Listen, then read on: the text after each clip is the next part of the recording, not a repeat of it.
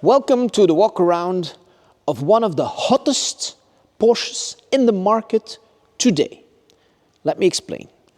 964, the last classic Porsche, because this is the G body with the big plastic bumpers, but nevertheless a new look, but still an original G, like we call them. Started with the 2.7, then 3.0, 3.2. In between, we had also the 3.0 Carrera, but this is the last one before the 993, and the 993 has a completely different design because the lights all of a sudden have a different position. So this is the last of the air-cooled G-body 911s. Why is it so hot? Very easy. There are a number of cars on the market. And if you need a basic car, a basis car for a backdate, that means that you will take this car, take off the wings, mirrors, etc., wheels, and make it look like an old one, this is the one you want. And over the last few years, I'm going to say 3 or 4, a lot of people have taken the 964 cars off the market, bought them. They weren't so expensive, at least not as expensive as they are now, and they bought them to make backdates, to make singers, to make anything else with the basis of this 911, because frankly, it's the best car. Forget the problems that the 2.7 had with oil loss. Forget the lack of power of the SC, who in the US version had only, 165 horsepower? This is 3.6, flat 6, 250 horsepower, 10 liters per 100 kilometers, so quite economic for a Porsche, especially if you compare to the 3.2, who does 13, 14. And almost impossible to destroy. From the factory, they were protected against rust. In the order book of the factory to their engineers, it said luxury car. Very good seats, good protection, everything is built to last. You have different versions, cabriolet, targa, very rare, and then the one that the Porsche enthusiast likes the most, coupe, open roof. Why? You close this, you have no room at all, you go 200 kilometers an hour down the German highway, and there's no problem. Everything works. Brakes are fine, suspension is fine, your air conditioning works, you have everything is sized towards that speed and that power. It's just a good car. And now we are past the barrier when they were 25 years old, 30 years old, and now they're getting old and they're getting rare. So finding one like this becomes increasingly difficult. Let me explain. The name of the color is Midnight Blue. It's a really nice blue. Maybe we can start by discussing the condition of the car with the color. It's a rare color. It's not black, it's not white, that you see a lot of on Japanese car. It's blue, very chic. The paint on this car is not completely original. It's something you would like, but it's not the case. The car was measured and there is original paint, but it was touched up here and there, which is something you can expect from such a car. We at our Oldtimerfarm pride ourselves in being as transparent as possible. That's why we have this, what we call our check-in report. And the check-in report tells me everything I want to know about a car that we've checked. So if we start from the paint is good looking, but it's not concours. It has a lot of stone impacts in the front. And that tells me that this car has been driven. Also, this paint is partly original, partly very old, so you see everything that happened to it. This car was used, it has 105,000 kilometers. Would I repaint it? Probably not. Maybe in 5 years, when this car is worth over 150k euros, I'd probably consider it if I don't want to drive it. But if I buy this car today, for me, personally, paint is good enough. Just put your plate on it, put yourself behind the wheel and go and enjoy it. And when you go onto the road and there's an extra scratch or you hit a little stone in the front, we don't care because the condition of the car doesn't change. So this is a 91. It has the cup rear view mirrors, the cup wheels, and also the seats. And this one is really special because on the driver's seat, you have a turbo seat. So a bucket seat that's a little bit more, that gives a little bit more support on the side. It's a little bit deeper than the one on the right. They're electric seats, electric sliding roof.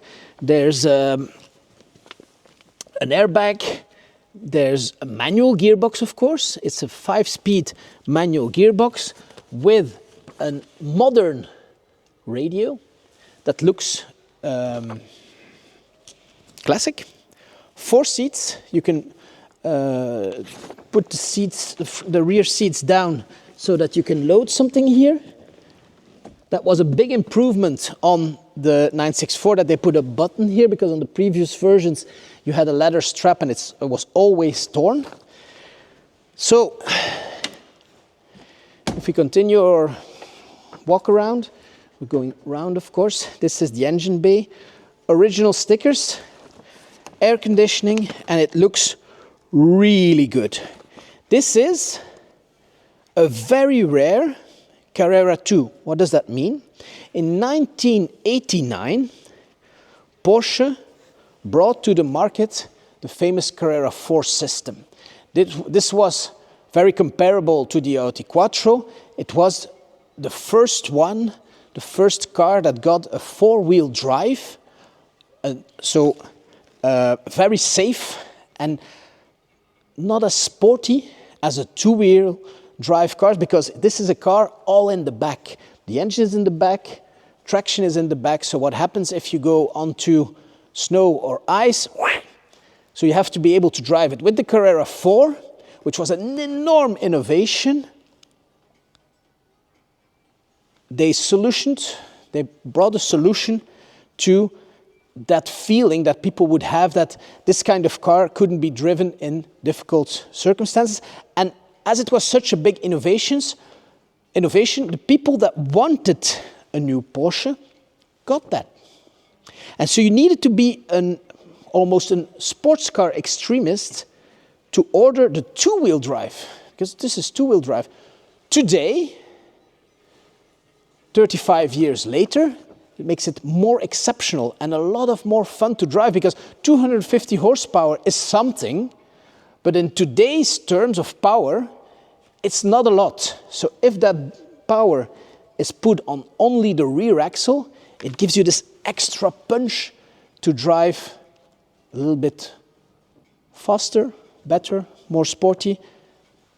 Anyway, so if we go further to the body, a big problem on the classic Porsches is that people drive them, as I just said, in a sort of sporty way. If you have a 911, you use it. So 105,000 kilometers on such a car is actually a low mileage. So what happens when you have an accident from the rear? These points here, the welding points from the factory, get covered by the repair. So here you clearly see that it's all original welding points, and we've checked this also in the front. The car has never been in an accident, at least not one, that has transformed or disfigured the body in such a way that it was welded. What you can see is that age has taken its toll here on the plastics. I actually like that. Again, why? Because it tells me that they are original. They used to be a little bit more red when the car was new. This is me knowing that as an expert and me telling you that.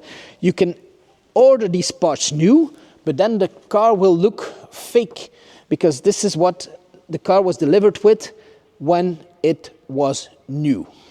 Okay, the rear wiper was also an option. So this is a very well optioned car. And let's see what we have on our inspection report. The tires are quite fresh but not new. They're from 16 and 17. Interior is good, chassis number is good, engine bay is good. Engine itself is good, so no oil leaks. This is something that we will probably find back in the bills because the engine is fireproof. It's one of the best engines that Porsche has ever made, and it contributed to the excellent reputation of this car. But after 25 years, 26, 24, they start leaking oil. The seals get a bit dry and they start leaking oil, and then you open the engine and you see there's no wear at all. We've done several in our workshop. You put new seals and you close the engine again and it's okay. Good battery, good working clutch and gearbox, good brakes. Everything works, dashboard works. There's no play at all. So technically, a perfect car. Apart from what we have in our inspection report, we have to check whether we can corroborate the history and especially the low mileage. So then we have to open the box and see what's inside. I'm not the kind of guy who will put this on the car, so let's see. We have second set of keys, contract, papers, check-in report, bills, expertise from the insurance, a pre-sales report from a Porsche garage. The bills were in here, and then the all-important leather pouch with the booklets. And the most important booklet of it all is the warranty booklet, where you can see that the original sticker is there with all the options and the stamps. So this is actually fantastic. You can see the full history and where it's been. So this car has been originally in Germany, then it's been in Holland, and now it is in Belgium. So you can find everything there is everything there is to know on the previous life of this car with this history. This is very important, not only if you buy this now, but sooner or later you will find a more beautiful car and you will want to sell this again, and then maybe you can come to Oldtimerfarm again. But your buyer will want to know whether the car is good. And to finish off the inspection of this really, really spectacular car, let me show you two more insides. Here you have the original color code sticker. The carpets are original, which is also rare because they tend to go bad. And then here you have the second sticker, the first one we've seen in the maintenance book, and this is the same sticker that you find on the car. And that gives you the full history of this 964. The owner of this car asked me to do a fluid sale. So what we're asking for is not 100% of the value, it's slightly lower. Problem is, we only have one. So, after you've seen this video and you would be interested to come and do a test drive, see it on the lift, or buy it outright, you would be absolutely right to do that. Give me a call, send me an email, come and find us. You're always welcome. Thank you very much.